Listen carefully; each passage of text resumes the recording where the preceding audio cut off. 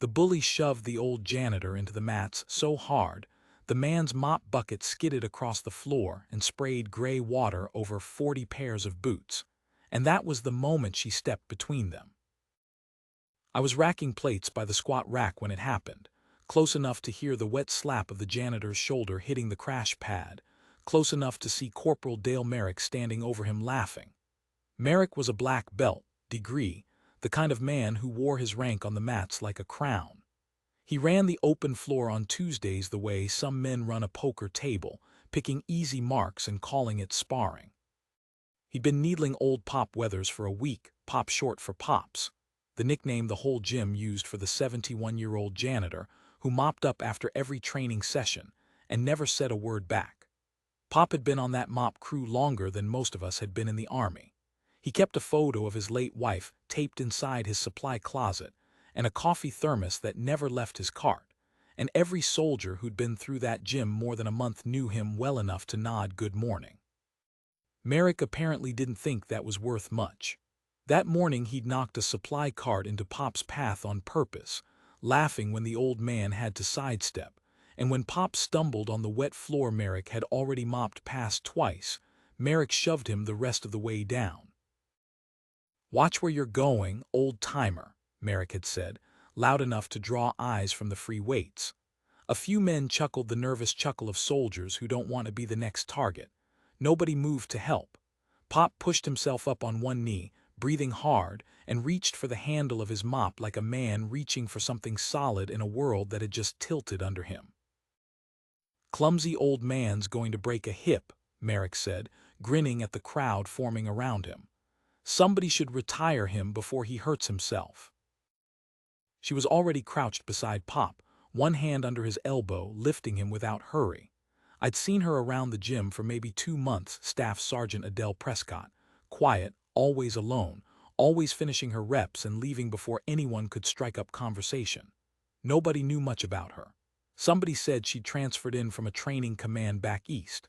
Somebody else said she taught a class nobody had ever seen her teach.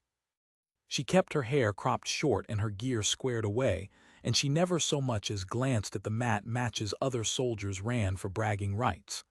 I'd assumed, the way you assume things about quiet people, that she simply wasn't interested. I was about to learn how wrong that assumption was. "He's not hurt," she said, checking Pop's arm, "because you didn't hit him hard enough to matter. Next time you might, so there won't be a next time." Merrick's grin didn't move, but something behind his eyes shifted, the way a man's face changes when a joke stops being a joke. "You defending the janitor now, that's cute. You know who I am, degree black belt, 2-tour combatives instructor. I could put you on your back before you finish that sentence." "You could try," she said, and helped Pop to a chair at the edge of the mats. The gym had gone quiet in that particular way. A room goes quiet when something is about to happen that everyone will talk about for years. 50 men, easy, maybe more, weight room and mat room bleeding together because it was a Tuesday and Tuesday was open floor. Sergeant Alvin Cho, who ran the front desk, stepped up onto the observation rail like he didn't want to miss the view. I stayed by the rack, plate in my hands, because some part of me already knew I was about to watch something I'd be describing to my grandkids. A private named Dax Holloway leaned over to me and murmured, "She's going to get hurt. Merrick's fought regional circuits." I didn't answer him. I was watching her eyes, and her eyes weren't the eyes of a woman worried about getting hurt. They were the eyes of someone doing math, calm and unhurried, the way a mechanic looks at an engine before touching a single bolt. Merrick stepped onto the center mat and rolled his neck, loose, confident, a man who had done this 100 times and beaten 100 challengers. "Last chance to apologize," he said. "I already know how this ends," she said. "I'm not apologizing for something that hasn't happened yet." That was the disrespect laid bare for anyone still confused about it. A man twice her rank in ego if not in stripes, mocking an old man for the crime of being slow and mocking her for the crime of stepping in. Nobody in that gym said a word to stop it. That was on all of us. She stepped onto the mat across from him and set her feet, and I noticed the first thing that told me this wasn't going to go the way Merrick expected. She wasn't bouncing, wasn't posturing, wasn't doing any of the theater fighters do before a match. She stood like a woman waiting for a bus, still, patient, watching his hips, not his eyes. She rolled her sleeves once, methodically, folding each cuff exactly to the same height, and I remember thinking that small, deliberate act told me more about her than anything she'd said all morning. Joe called it more out of habit than authority, since nobody had actually organized this match. Clean it up, first tap or first man who can't continue. Nobody argued the rules. Nobody argued anything with 50 pairs of eyes locked on that mat. Merrick came in fast, testing. A jab of a takedown attempt meant to feel her out. She stepped off the line not far, 6 inches, just enough, and his hand closed on air. A murmur went through the crowd, low, surprised. He reset, annoyed now, and shot in for real, dropping levels for a double leg the way degree black belts are trained to, the kind of entry that had put a dozen men on their backs in that same gym. She sprawled, hips heavy, dropping her weight into his shoulders exactly the way a decade of combatives cadre training teaches, and in the same motion caught his collar and turned his own momentum sideways. He hit the mat on his shoulder, not hard, controlled, the kind of throw that ends a fight without breaking anything, a throw built to teach a lesson, not to punish. The gym exhaled all at once, a low collective sound like men remembering to breathe. He was up fast, face red. "Lucky," he said. "No," she said, and didn't say anything else. He circled her now, more careful, hands up, weight forward on the balls of his feet the way real fighters move when they've stopped underestimating an opponent. For a moment I thought maybe he'd learned something. Then his pride got the better of his caution, and I watched him load his right hand for a strike he probably wasn't supposed to throw in a gym match, but threw anyway because his pride was bleeding. She read it before his shoulder finished turning, slipped inside the arc of it, caught his wrist, and used the same forward energy he'd built to fold him over her hip. He went down a second time, harder, and this time he stayed down for 2 full seconds before pushing up on his palms, shaking his head like a man trying to clear water from his ears. Holloway, beside me, had stopped talking entirely. "She's not even breathing hard," Cho said from the rail, loud enough for half the room to hear, and somebody laughed, not at her, at Merrick, and that laugh seemed to be the thing that finally broke him. He came at her a third time with no technique left in it, just forward pressure and a wide grab meant to bulldoze her into the mat by weight alone. She didn't retreat.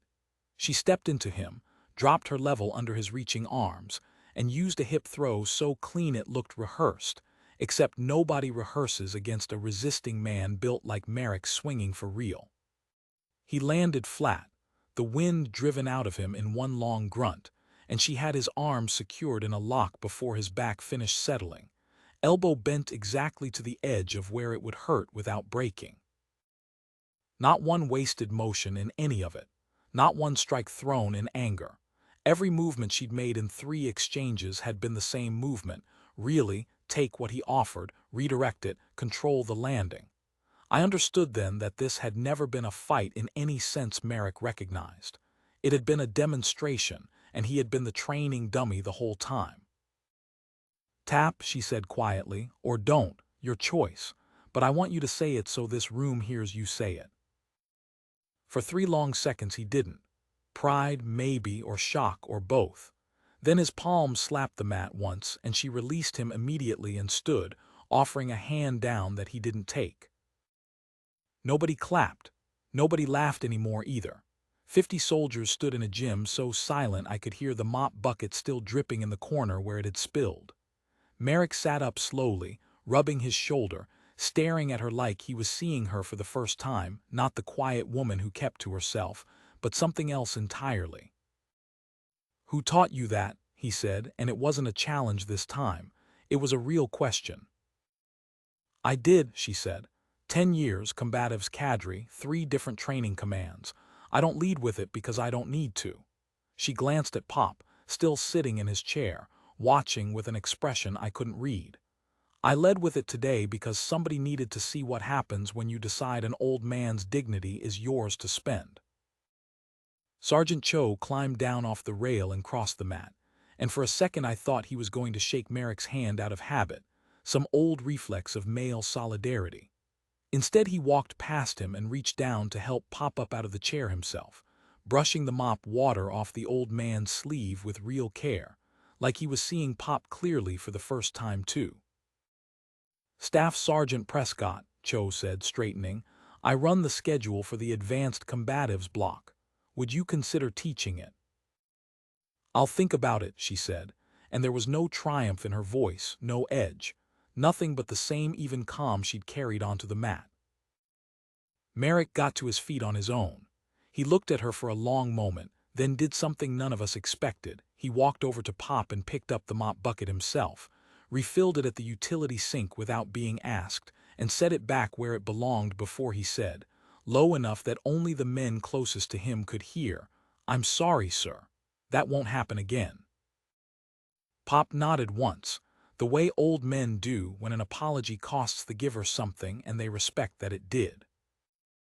Holloway finally spoke again, quiet almost to himself.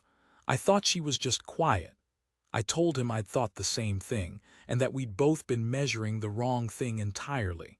Quiet, it turned out, had never meant harmless. It had meant a woman who didn't need an audience to know exactly what she was capable of." Word moved through the base faster than any of us could have carried it ourselves. By the next morning, soldiers who'd never set foot in the mat room were asking around about the staff sergeant who dropped a degree black belt 3 times without landing a single strike. Some of the story got exaggerated in the retelling, the way these things always do, but the part that mattered never needed exaggerating. I racked my plate and left the gym that evening thinking about how little any of us had actually known about the woman training quietly in the corner for 2 months, and how completely 50 men had judged her wrong. I still see Adele Prescott around post now and then, still training, still leaving before anyone can make a fuss over her. She took Cho up on the combatives block eventually, and men who used to skip that hour now show up early to get a mat spot near the front.